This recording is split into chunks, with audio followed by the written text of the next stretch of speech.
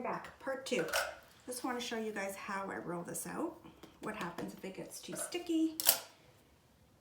I figured, what the heck, might as well make a part 2 to this video. So, my reserve flour, a little bit of semolina. You do not need the semolina. I like it. It just makes it, I don't know, I just like it. You can use just plain flour, you can use all semolina, totally up to you. So I have a parchment lined cookie sheet here and my favorite cutter. This was from my mom, best thing.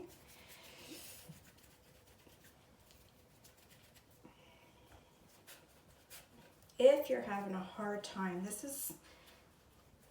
I've been doing this since I could probably walk and talk, so I'm pretty fast, pretty good at it, but this does take some experience.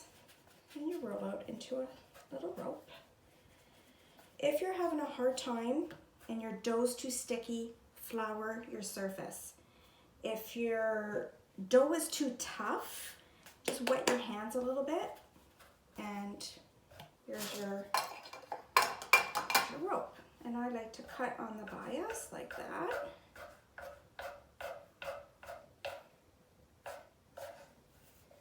So old school method of making the gnocchis, they'd make a little indentation. I do not do that. I don't have time for that. It makes no difference in the taste. They say it's about the sauce scooping up in the middle. I have no problem with the sauce sticking to my gnocchi. I just think it's pointless. And we're at the era where let's make life easier. So I do not do that. God bless you if you do, and if you want to, go ahead. Not necessary. Easy peasy. So piece by piece, we roll out. This one's going to be too long. I'm going to cut.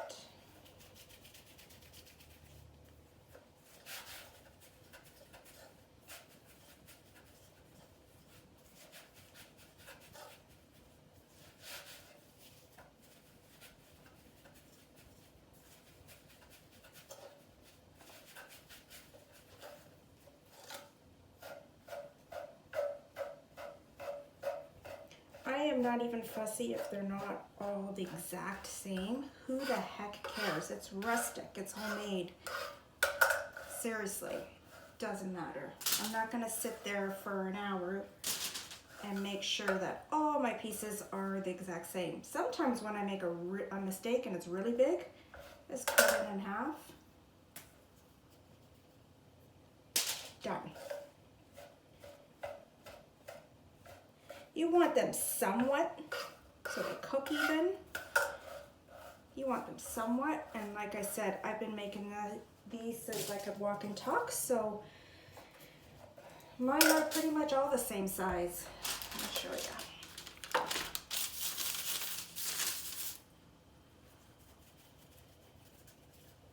So you can see I'm pretty fast at this.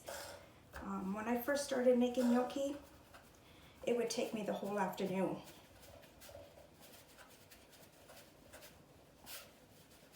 Not anymore.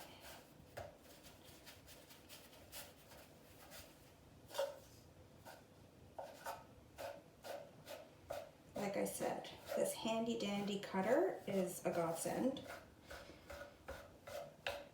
And that is from my mama.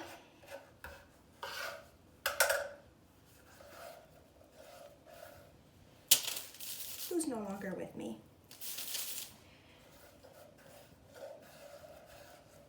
There isn't a time that I make gnocchi that I don't think of my mom. It's kind of crazy. Sometimes I think that's why I do it.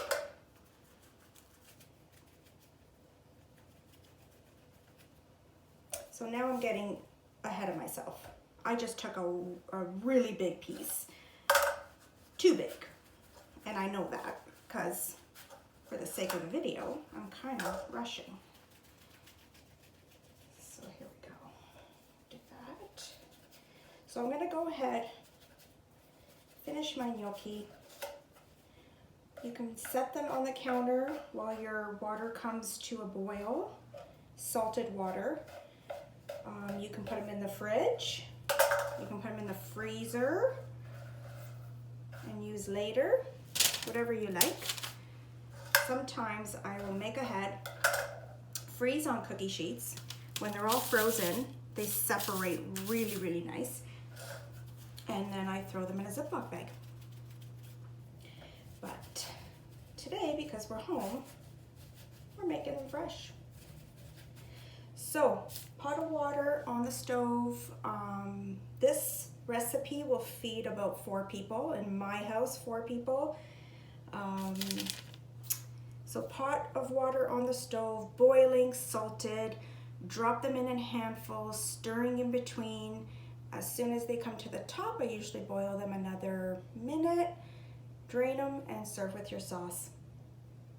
That's it. Buon appetito.